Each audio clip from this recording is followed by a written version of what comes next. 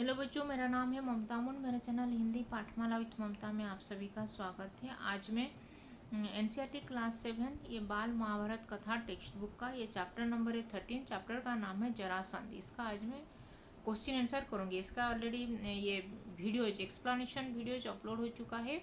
Chapter 1 to chapter 13 का explanation videos upload हो चुका है। अगर आप में से कोई नहीं देखे हो तो पहले वो एक्सप्लेनेशन वीडियोज पहले चैप्टर 1 टू स्टार्ट करके चैप्टर 13 तक देख लेना, क्योंकि आगे चल के जो महाभारत स्टोरी स्टार्ट होगा तो वहाँ पे क्या एक एक चैप्टर में एक एक कैरेक्टर का रोल क्या है महाभारत में, उसका वहाँ पे वर्णन किया गया है। तो आगे चल के वो प्रॉब्लम हो सकता है समझने में, क्योंकि महाभारत स्टोरी आगे चल के जो बढ़ेगा तो कौन सा कैरेक्टर कौन सा पात्र क्या रोल प्ले किया है उस महाभारत कहानी में, तो ये समझने में प्रॉब्लम हो सकता है। इसीलिए चैप्टर 1 से स्टार्टिंग करके पहले वीडियोस देख लेना।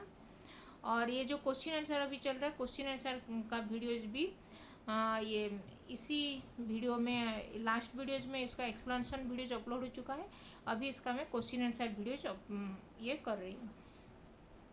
तो अगर फर्स्ट टाइम इस चैनल में आए हो तो हिंदी पाठमाला विथ ममता चैनल को सब्सक्राइब कर देना और इस वीडियो को भी लाइक और शेयर कर देना, क्योंकि यहाँ पे अंकुर हिंदी पाठमाला सीरीज का क्लास 1 to क्लास 5 का वीडियोज अपलोड हुआ है। फिर Karnataka state board, Orissa state board और ये तेलंगाना आंध्रा स्टेट बोर्ड का, महाराष्ट्र ये केरला स्टेट बोर्ड का, सभी स्टेट बोर्ड का क्लास 1 to क्लास 12 तक का videos, second language third language video सब अपलोड होने वाला है।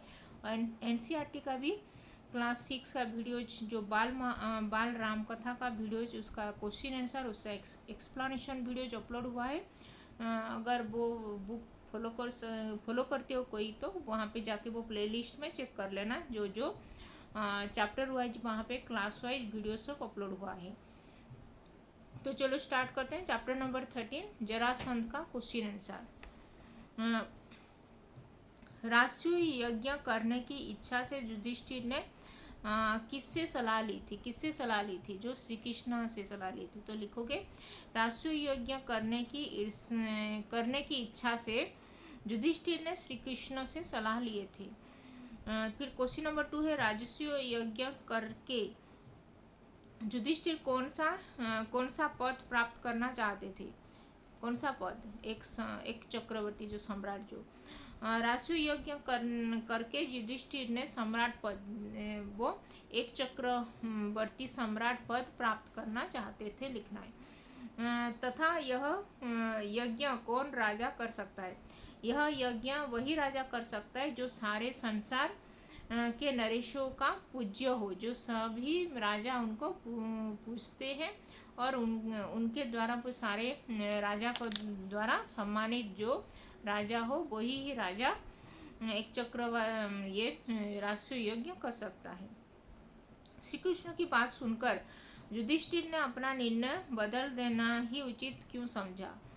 युधिष्ठिर ने सम्राट बनने का को विचार छोड़ देने के लिए अपने भलाई समझा, क्योंकि उन्होंने अपना निर्णय बदल देना ही उचित लगा था, क्योंकि वो जो जरासंध बाकी राजा लोगों को बंदी करके रखा है, तो जरासंध के बिना जीते जी ये संभव नहीं है बोल के जो श्री कृष्ण ने कहा था उनको, तभी वो श्री कृष्ण की बात सुनकर युधिष्ठिर ने यह निर्णय बदल लेने के लिए उचित समझे थे, ये लिखना है। तो युधिष्ठिर का निर्णय सुनकर भीम ने क्या कहा? युधिष्ठिर के निर्णय सुनकर भीम ने उनसे कहा कि श्री कृष्ण की नीति कुशलता, मेरा शारीरिक बल और अर्जुन का शौर्य एक साथ जब मिल जाने पर कौन सा ऐसा काम है जो हम नहीं कर सकते? हम तीनों मिलकर ये जरासंध के नगरी जो मगध में जाएंगे और वहाँ पे जरासंध की शक्ति को जरासंध की शक्ति को चूर कर सकते हैं बोल के वो ये बोले थे। जरासंध के सामने श्री कृष्ण ने अर्जुन और भीम के बारे में क्या बताया? जरासंध के सामने श्री कृष्ण ने अर्जुन और भीम के बारे में बताया कि मेरे ये दोनों साथियों, जो श्री कृष्ण बोले कि मेरे दो साथी भीम और अर्जुन जो वो तो ये ब्राह्मण वेश में गए थे वो लोग, बक्कल पहन के, जो बताया कि मेरे ये दोनों साथियों ने मौन व्रत लिया है और तो ये लोग अभी नहीं कुछ बोलेंगे बोल के वो कहते हैं। जरासंध का वध किसने किया? जरासंध का वध भीम ने किया था। राष्ट्रीय यज्ञ में किसकी अग्र पूजा की गई? राष्ट्रीय यज्ञ में श्री कृष्ण की अग्र पूजा की गई।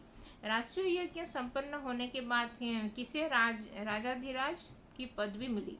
राष्ट्रीय यज्ञ के संपन्न होने के बाद युधिष्ठिर को राजाधिराज की पदवी मिली थी।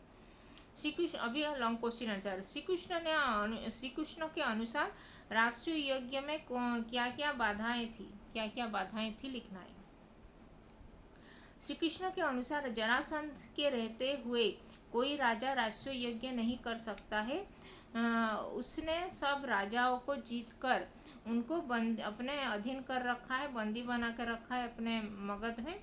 3 वर्ष तक हम खुद उनकी सेनाओं से लड़ते रहे। आखिर में हार मानकर वहाँ पे मथुरा छोड़कर हमको ये द्वारका में जाकर रहना पड़ा था बोल के वो कहते हैं। कहे वो श्री कृष्ण ने युधिष्ठिर को।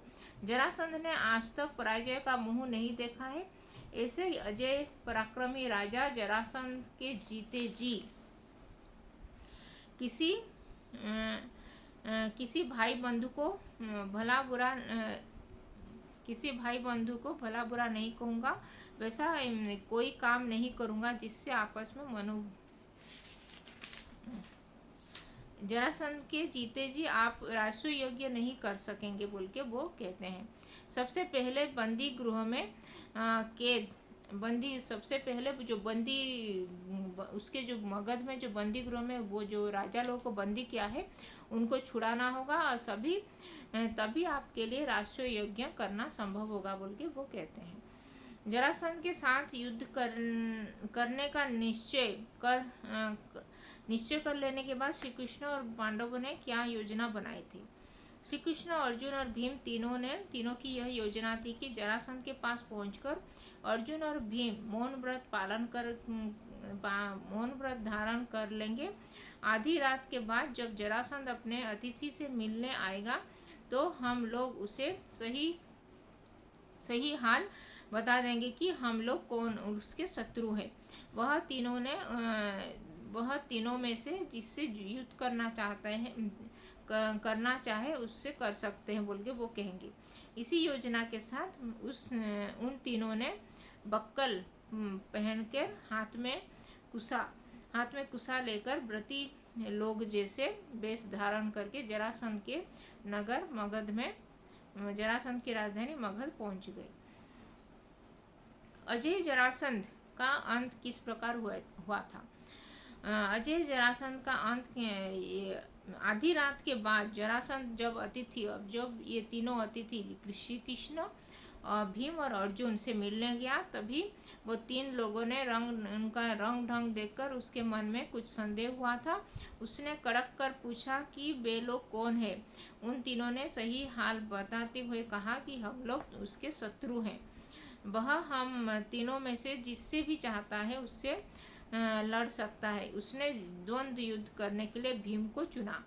फिर तब भीम और जरासंध में कुश्ती शुरू हो गई। यह लड़ाई 13 दिन तक मतलब 13 डेज तक चली। फिर 14वें दिन मतलब 14 डेज में जरासंध थक कर रुक गया। तभी श्री कृष्ण के इशारे पर भीम ने उसे उठाकर चारों ओर घुमाया और फिर उसका जो शरीर को 2 हिस्से में बांट दिया और एक हिस्सा को एक साइड में फेंक दिया और दोनों हिस्से को दोनों साइड में फेंक कर अलग अलग कर दिए।